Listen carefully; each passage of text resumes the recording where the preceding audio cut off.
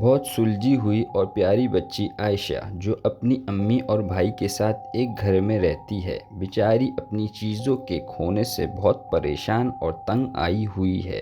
اس کی الماری کا سامان کون لے کے چلا جاتا ہے؟ کیا وہ کوئی بھوت ہے؟ بیچاری عائشہ سو کے اٹھے گی تو آج پھر اپنی الماری الٹ پلٹ پائے گی۔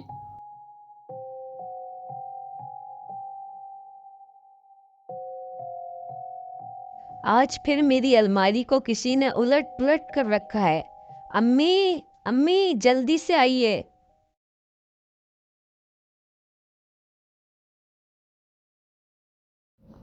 ہانیہ بیٹا کیا ہوا؟ کیوں چیخ رہی ہو؟ امی جان میری الماری کا حال دیکھیے، کیا ہوا ہے؟ اس میں اتنا چیخنے کی کیا بات ہے؟ ناشتہ کر کے ٹھیک کر لینا۔ لیکن امی یہ کون کرتا ہے؟ میری چاکلیٹس اور چپس بھی غائب ہیں جو میں نے چھپا کر رکھی تھی۔ عائشہ بیٹی ممکن ہے سونے سے پہلے نیند کی حالت میں تم نے کچھ نکالنے کے لیے ایسا کیا ہو، پھر تمہیں صبح اٹھنے کے بعد کچھ یاد نہ رہا ہو۔ امی مجھے تو لگتا ہے صفان نے کیا ہے۔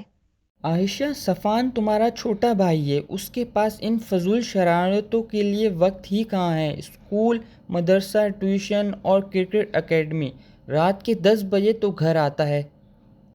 تو پھر ضرور میرے کمرے میں کوئی بھوت آ گیا ہے۔ ہو ایسا کچھ نہیں ہے۔ عائشہ چلو اب اٹھو، ناشتہ کر کے الماری صحیح کر لو۔ ناشتے کے بعد عائشہ نے الماری کے تمام چیزیں سلیقے سے رکھ دی۔ اگلے دن عائشہ کی الماری کا یہی حال ہو گیا۔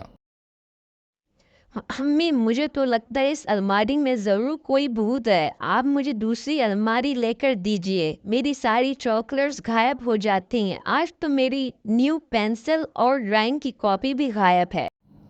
اچھا ہانیہ تم پریشان نہیں ہو، میں کچھ کرتی ہوں۔ السلام علیکم امی، میں گھر آ گیا ہوں۔ صفان بیٹا کھانا گرم کر رہی ہوں، جلدی سے منہ دھو کر آؤ۔ عائشہ آپی نے آج کھانا جلدی کھا لیا ہے اور وہ بے خبر سو رہی ہے۔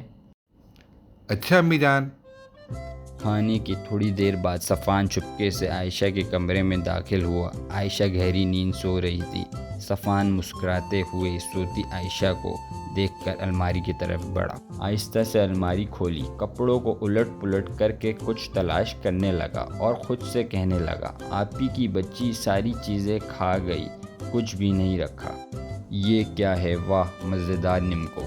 اس نے جلدی سے پیکٹ کو اپنے پاس رکھ لیا اور سب چیزیں بے ترتیب چھوڑ کر جیسے ہی کمرے سے باہر نکلا، امی جان کو سامنے کھڑا پایا۔ اچھا تو یہ تم ہو الماری کے بھوت؟ صفان کتنی بری بات ہے، میں نے تمہیں اتنا مصروف رکھا تاکہ بری صحبت سے بچو، لیکن تم بہن کو تنگ کرنے سے باز نہیں آتے۔ معاف کر دیجیے امی، میں آئندہ نہیں کروں گا۔ میں عائشہ آپی سے بھی معافی مانگ لوں گا۔ آپ عائشہ سے کچھ مت کہیے گا۔ عائشہ نے صبح اٹھ کر اپنی الماری کی یہ حالت دیکھی تو پھر چیخنے لگی۔ امی آئیں اور عائشہ کو اس حال میں دیکھ کر بولیں، عائشہ بیٹی آج کے بعد ایسا کبھی نہیں ہوگا۔ سچی امی جان آپ نے بھوت کو پکڑ لیا کیا؟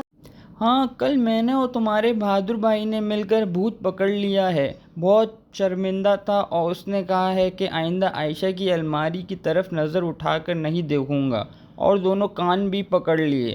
صفان رات کو بھوت نے کیا کہا تھا بتاؤ؟ بھوت نے کہا تھا آئندہ کبھی عائشہ آپی کو تنگ نہیں کروں گا، اور ہاں بھوت نے یہ بھی واپس کر دیا ہے۔ سبق زندگی کا، کبھی کسی کی چیز اس کی اجازت کے بغیر نہیں لینی چاہیے، چاہے وہ آپ کا اپنا بھائی، دوست یا بہن ہی کیوں نہ ہو۔